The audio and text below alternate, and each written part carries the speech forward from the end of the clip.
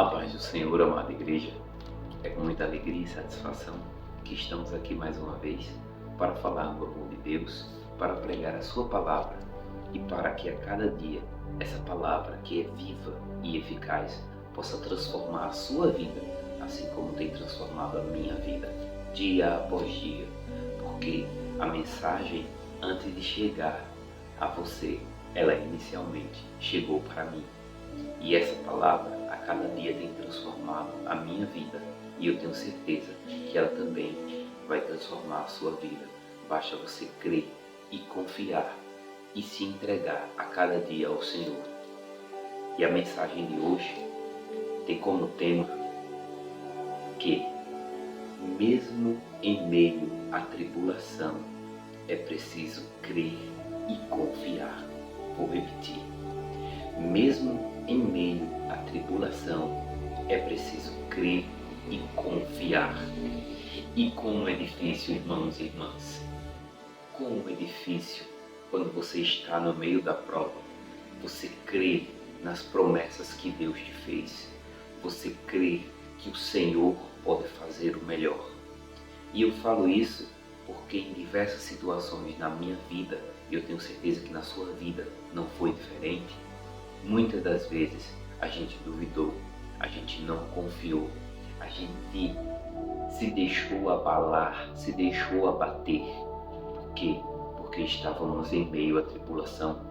Porque no meio da tribulação, irmãos, nós ficamos cegos, nós ficamos perturbados, confundidos. Nós não enxergamos além da tempestade. E para que a gente possa meditar na palavra do Senhor, a passagem a qual eu escolhi para falar desse tema, lembre-se, mesmo em meio à tribulação, é preciso crer e confiar. Encontra-se no livro de Marcos, capítulo 4, e o verso 5. Capítulo 4 e o verso 38, 39 e 40, que diz assim: E ele, Jesus, estava na polpa dormindo sobre uma almofada, e despertaram-no dizendo: Mestre, não te importa que pereçamos? E ele, despertando, repreendeu o vento e disse ao mar: Cala-te, aquieta-te. E o vento se aquietou e houve grande bonança. E disse-lhes: Por que sois tão tímidos? Ainda não tendes fé?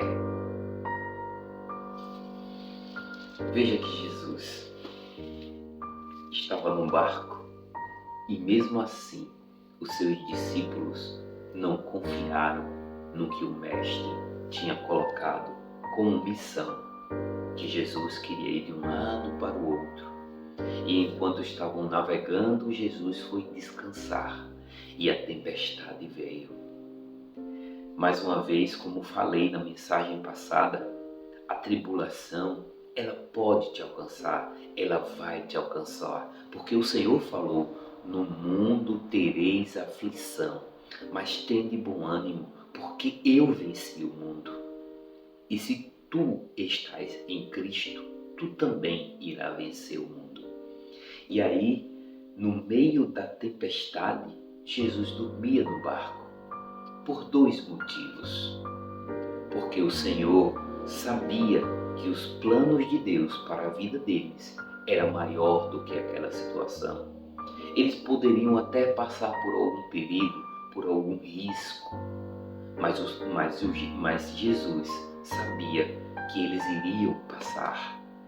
Jesus sabia que os planos de Deus iam se cumprir. Por isso que ele não tinha o que ficar abalado. Mas os seus discípulos não enxergavam dessa forma. Por quê? Porque a sua fé era pouca, porque eles eram tímidos em reconhecer o que Deus tinha para a vida deles, mesmo em meio à tempestade. E a gente sabe, irmãos, não é querendo julgar ou condenar esses discípulos que estavam com Jesus, porque a gente sabe que quando a gente está no meio da tribulação, quando a gente está no meio da dificuldade, é muito difícil ver além da tempestade, ver o projeto além daquela dificuldade momentânea e passageira. Porque a gente sabe, irmãos, que nós somos humanos, mas o segredo em meio à tempestade, primeiro, é ter Jesus no barco. É ter Jesus no barco, porque quando a nossa fraqueza, quando a nossa carne, quando o nosso ser estiver limitado, quando o nosso ser não tiver mais forças, nem tiver visão, a gente poder clamar a Ele e Ele poder dizer: acalma-te, mar, cala-te, vento, e tudo se acalmar e haverá bonança. Então o primeiro segredo é manter Jesus por perto. E como é que a gente mantém Jesus por perto? É buscando a Ele, é conhecendo, é a cada dia a gente buscando intimidade com Ele, é a cada dia a gente fazendo a leitura da Palavra de Deus. Porque a Palavra, ela é viva e eficaz, ela traz vida. Mesmo que você esteja na tribulação, e principalmente quando você estiver na tribulação, você tem que entender que os planos de Deus são maiores que os seus. E se você estiver passando por essa dificuldade, saiba que Deus tem um projeto maior. Saiba que Deus tem um propósito maior por tudo isso que você tem passado. E a gente tem que entender que além disso, a gente tem que manter Jesus no barco, Jesus próximo da gente, para que possamos clamar quando nossas forças forem esgotadas, não tivermos mais condições. A gente precisa ter fé em Deus. Esse é o segundo ponto. Primeiro, manter Jesus próximo para que possamos clamar a Ele. Mas não só isso, é confiar, é ter fé nos planos de Deus para nossas vidas. Assim como Jesus mostrou que podia dormir no meio da tempestade, Ele queria nos mostrar: calma, vai passar, calma, fica tranquilo, Deus tem um plano, Deus tem um projeto, essa tempestade não vai te matar, essa tempestade não vai te submergir, porque os projetos de Deus são maiores na tua vida. Então, irmãos, mesmo que a tribulação venha, e ela virá, a cada um de nós, em determinados momentos, existem situações nas nossas vidas que a gente se pergunta, o que a gente às vezes para e pensa: será que é um sonho, Senhor? Será que é um pesadelo, Senhor? Será que isso não vai passar? Mas ali, naquele momento, Deus está trabalhando em você. Deus está forjando o teu caráter. Deus está transformando e moldando o vaso conforme Ele deseja que o vaso seja moldado. Porque a escola do Senhor é o deserto, é a dificuldade. Se vivêssemos constantemente em bonança, dificilmente a gente buscaria Deus. Dificilmente a gente chegaria e reconheceria a soberania de Deus. Dificilmente a gente daria honra e glórias a Deus. Mas é a cada momento de tribulação que Deus quer que você se achegue mais perto dele. Existe um propósito, irmãos. Existe um propósito, e esse propósito é para transformar vidas. E esse propósito é para salvar a sua vida. Não a vida desse mundo, mas a vida eterna que Ele tem para mim e para ti em todo o tempo. Então, em todo momento que a gente se afasta, em todo momento que a gente esquece que o nosso propósito é um relacionamento constante com o nosso Criador e Salvador. A gente precisa ser trazido de volta. A gente precisa renunciar àquele caminho que estávamos perdidos, que às vezes esquecemos que Jesus está no barco, que Deus tem um projeto, que Deus tem um plano. A gente esquece, mas o Senhor nos quer perto. O Senhor, Ele deseja, o Senhor, o nosso Criador, o nosso Deus, Ele nos criou para que tenhamos relacionamento. E não existe relacionamento sem contato. Não existe relacionamento sem que eu converse, sem que eu busque a conhecer aquela pessoa a qual eu queira me relacionar. É assim com Deus e a palavra do Senhor. É a partir da palavra do Senhor que eu passo a conhecer cada vez mais ao meu Criador. Se você lê uma passagem uma vez ou um livro uma vez, na segunda vez que você lê, você vai ter percepções diferentes, você vai ser mais edificado, você vai ser mais transformado, você vai conhecer mais o teu Deus, o teu Criador, o teu Salvador. Então não deixe que a tribulação feche os seus olhos, ou que a neblina cubra aquilo que o Senhor tem para a sua vida. Mesmo em meio à tribulação, é necessário confiar, é necessário ter fé em Deus, é necessário buscar a sua presença. Porque, irmãos, dessa vida não temos nada. Essa vida neste mundo é uma passagem, e a cada momento que a gente tem a oportunidade de conhecer e prosseguir em conhecer o nosso Deus, nós precisamos agarrá-la.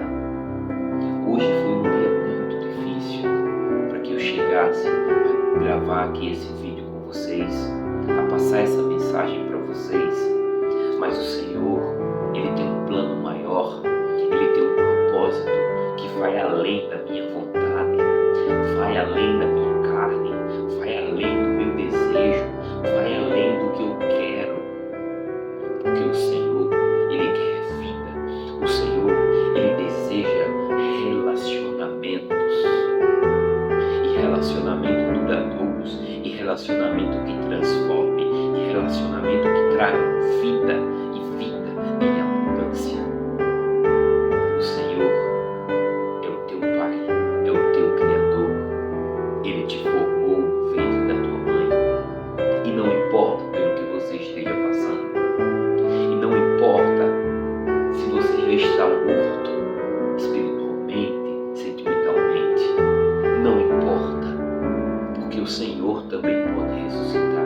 Assim como Ele pôde parar o mar, acalmar o mar, parar o vento naquele momento, e a bonança se fez, o Senhor também ressuscita. Ressuscita aqueles que clamam, ressuscitam aqueles que se humilham e o buscam. Ó Senhor, ressuscita nossas vidas. Quando você se sentir fraco, clame a Deus. E eu tenho certeza que Ele não te desamparará. E eu tenho certeza, assim como foi na vida de Lázaro, mas inicialmente a gente pode pensar na vida de Marta e Maria, porque Lázaro já estava morto fazia 4 dias. E o milagre inicialmente aconteceu na vida de Marta e Maria, porque Marta e Maria continuou a confiar ao Senhor. Maria é a mesma que derramou aquele óleo, aquele perfume aos pés do Senhor e o adorou e ungiu os pés do Senhor. E foi criticada, mas ela estava adorando ao seu mestre, ao seu Senhor, porque talvez ela já soubesse, ou em espírito, ela já estivesse preparando aquela adoração para o milagre que estava por vir na sua família. Então, quando Deus requer que façamos algo, mesmo que a gente num momento inicial a gente não entenda direito, mesmo que naquele momento inicial a gente não compreenda muito bem ou não esteja tudo muito claro, faça, busque. Se o Senhor requer de você adoração, adore.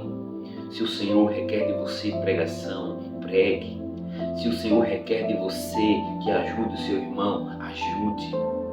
Porque todos nós, irmãos, temos um chamado. E esse chamado é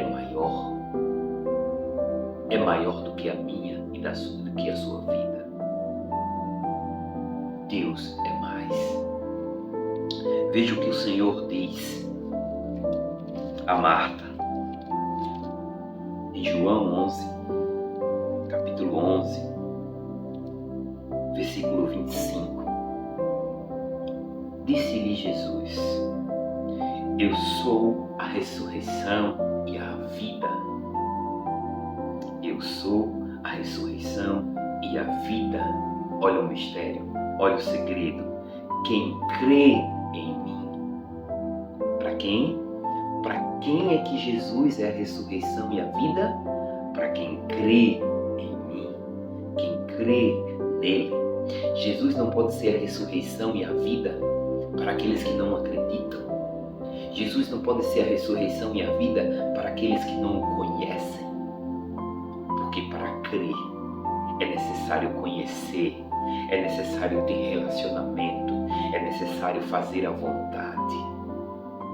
Então, a partir do momento em que eu estabeleço um relacionamento com o meu Senhor, eu passo a conhecê-lo cada dia mais. A partir do momento em que eu passo a conhecê-lo cada dia mais, eu começo a confiar e a crer cada dia mais no Senhor. E aí ele se torna a vida e a ressurreição que eu necessito em cada momento. Porque todos nós, irmãos, todos nós necessitamos, em determinados momentos da nossa vida, nós necessitamos de uma ressurreição. Em algumas áreas da nossa vida, nós necessitamos de uma ressurreição. E ele está dizendo: eu sou a ressurreição e a vida. Para quem crê em mim. Ainda que esteja morto, oh Jesus, não importa, ainda que esteja morto, viverá. Podem dizer para você: esse daí já era, esse daí está acabado. Quando vê a tribulação na sua vida, vai dizer: isso aí não se ergue mais nunca. Mas o Senhor está dizendo: ainda que esteja morto, ou seja, está tudo acabado. Acabado para o mundo, não está acabado para Deus, não está acabado para o seu Senhor, porque ainda que esteja morto, viverá. Viverá. E todo aquele que vive e crê em mim nunca morrerá. Vou repetir. E todo aquele que vive e crê em mim nunca morrerá. A promessa ainda é maior. E se você ainda não morreu em determinada área, se você só está fraco, você não chegou nem a morrer. E aquele que vive e crê, se você já vive crendo no Senhor, nunca morrerá. Você nunca morrerá. Você nunca vai perder aquilo que o Senhor te deu, aquilo que o Senhor te entregou. Porque você crê em Cristo. E se você não crê, busque a esse Deus, busque a esse Senhor que tem transformado a minha vida e que eu tenho certeza que há de transformar a tua vida também. Amém? Eu agradeço essa rica e preciosa oportunidade e que Que a paz do Senhor esteja com todos e até a próxima.